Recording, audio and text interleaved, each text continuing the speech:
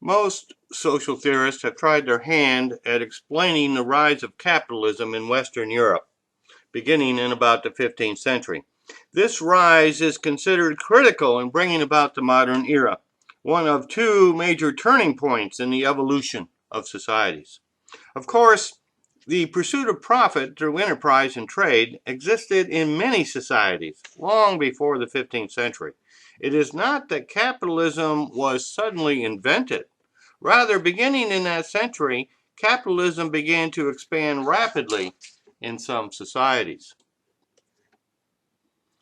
At that time, the interest of merchants and those who organized the production of goods and services began to take more of a central role in the affairs of state. Their power and influence increased, and the many checks on their accumulation of wealth and political power were gradually removed. What is of interest is why Western Europe, and over time the world, became dominated by this economic political system. Many factors behind the rise of capitalism have been put forward by macro theorists. Here, we will highlight the major causes identified as well as order them in accordance with materialist principles. Emanuel Wallerstein identified three main reasons for what he calls the crisis of feudalism, one of the main causes of the rise of capitalism. The Little Ice Age, a cooling off of Western Europe's temperatures beginning in about 1300, affected food production and consequently increased hunger and epidemics throughout Europe. Second, a point of diminishing returns had been reached in which increases in the productivity of the land were no longer possible given the level of technology and the lack of support for technological development. Technological development slowed, Wallerstein argues, because there was no structural motivation for the peasantry to innovate. Any increase in surplus would merely be appropriated by the lords. Lords, on the other hand, had no real knowledge of the land or practical experience in production.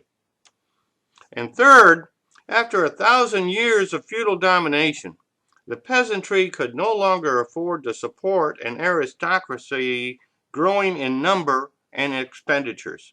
The size of the ruling class and their level of expenditures were becoming more and more of a burden on the peasantry. People make productive and reproductive decisions based on costs and benefits. As the feudal crisis intensified, many lords took some of their land out of food production to raise sheep for the wool trade, thus supplementing their income. To maximize their economic interest, the lords enclosed ever more land in order to raise more sheep and sell more wool. This reduced the amount of land available for peasants and their crops, and thus forced even more off the manor and into the towns. Peasants responding to the marginal lands available to them at the manor increasingly left the land for the towns, many living by begging and thieving, while others became wage laborers in the growing trade and manufacturing of the era. This resulted in economic and political chaos throughout the last days of the feudal era in Europe.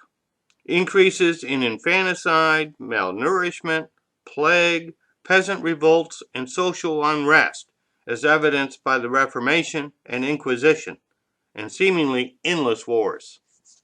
Population level goes through wide swings throughout the crisis of feudalism, rising and falling with economic conditions. However, population appears to expand rapidly with capitalist development, which leads to a large pool of available urban labor, a spur for further economic development, as well as growing markets for goods. Geography also appears to play a significant role in the rise of capitalism, particularly the small size of societies and their location on the periphery of the Eurasian landmass, and thus their access to oceans.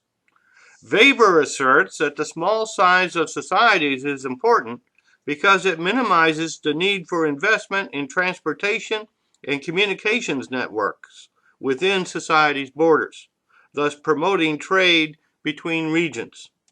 European access to oceans, the Mediterranean, and abundant interconnections through rivers would cause these societies to focus upon maritime trade as opposed to more costly overland trade.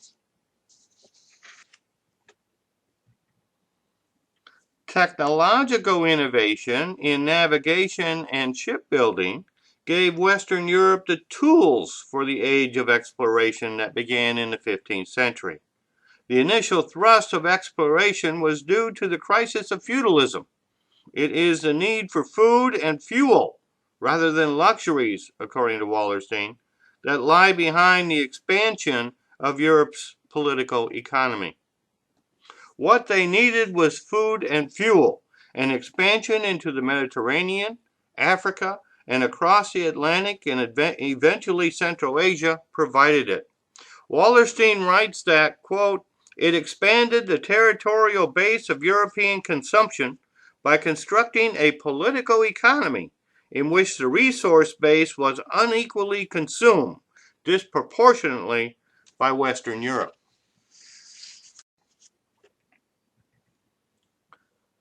This exploration, thanks to concurrent improvements in military technology, as well as the diseases that Europeans brought to the Americas, eventually gave Europe access to the extensive raw materials, slaves, gold, and land upon which to grow crops. This rapid expansion of markets vastly increased the money supply and strengthened the merchants and their state sponsors, while weakening the old landed aristocracy. This wealth was then used to sponsor new technologies in agriculture and industry, as well as tighten the exploitive economic relationships between Western Europe and its colonies, and gave it the resources for the political economic domination of large parts of the world. Because of their political and economic power, Europe was able to enter into trade agreements favorable to the interests of its economic and political elites.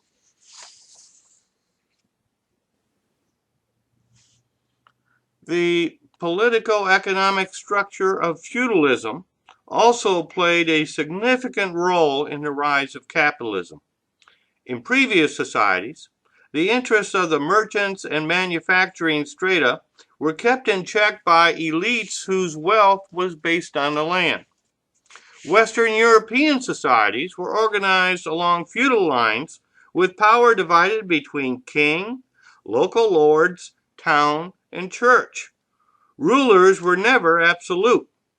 This political decentralization meant that trade could not be stifled by large bureaucracies through heavy taxation or the confiscation of wealth and profits. The merchants of agrarian societies had little status or social or political power, but they gradually became indispensable in the exchange of goods and services within and between feudal societies. The cities and towns in Europe came to be dominated by merchants. These merchants steadily came to enjoy more and more independence. So the political decentralization of feudal society allowed the bourgeoisie to form temporary alliances with kings and nobility, which enabled them to more freely pursue their interests.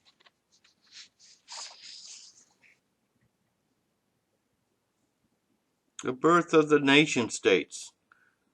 Nation states, relatively weak during the feudal era, began to strengthen their authority in response to the peasant revolts and general unrest of the continent.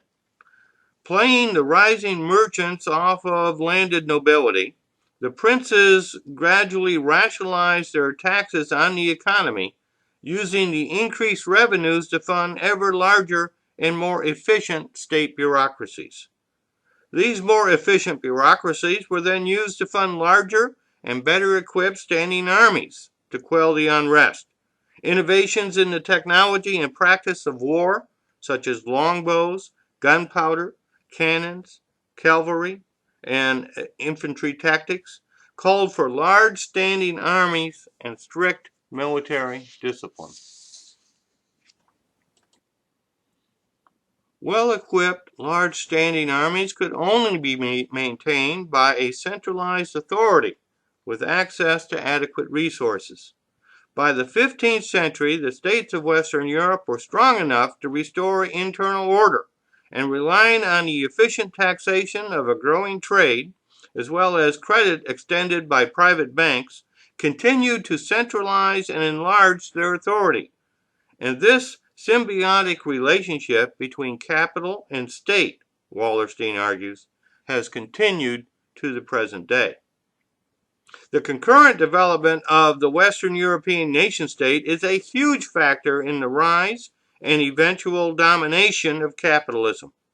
According to Weber, it was the nation-state which took steps to rationalize civil and tax laws that made capital much less subject to the arbitrary and capricious whim of rulers. It was the state that created the economic conditions, transportation systems, standardized monetary systems, that laid the foundations for banking, finance, and investment, and enabled capitalists to expand their activities. All of these activities, Weber maintains, were necessary structures that promote the development of capitalism. The ability of the nation-state to colonize, to create national banks, to take on debt, protect property, develop tax systems, and set land use and labor law was also a factor in the development of capitalism. Further, it was the state which often invested directly in commercial ventures, as well as serving as the capitalist's biggest customers. A huge factor in the rise of capitalism was the discovery of the New World, as well as the economic and military domination of large parts of Asia and Africa. These state-sponsored enterprises gave Western European elites access and control over unprecedented wealth and quickly transformed their economies. Though the relationship between the state and private enterprise was sometimes uneasy, early on Western European states saw the advantages to fostering economic expansion as the road to increasing revenues as well as state authority and military power. The capitalists saw the state as a means of expanding their capital.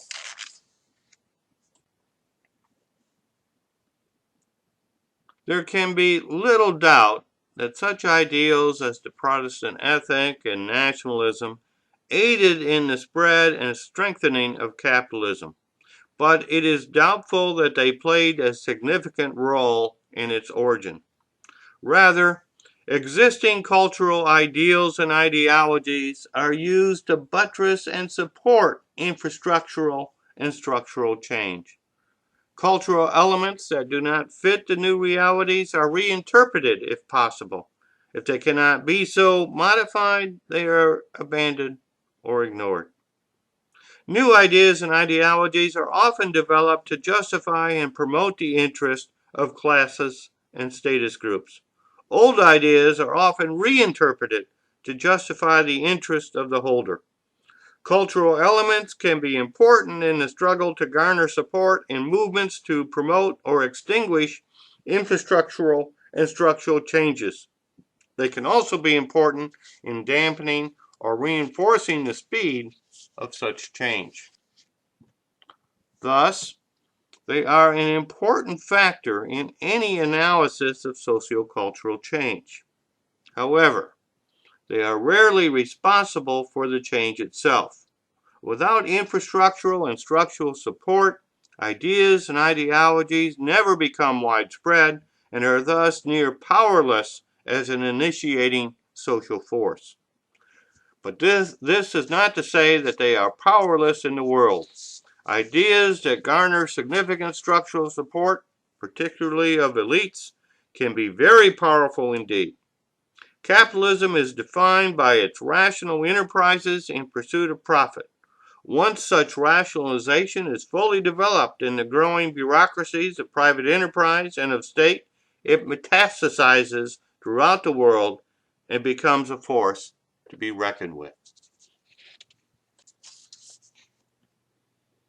If you are interested in the big picture, you should take a look at Macro-Social Theory, a book that reviews the theories of classical macro-social theorists such as Karl Marx, Max Weber, and Emil Durkheim, as well as the work of many who extended their theories to better reflect modern times, such as Immanuel Wallerstein, Gerhard Lenski, and George Ritzer.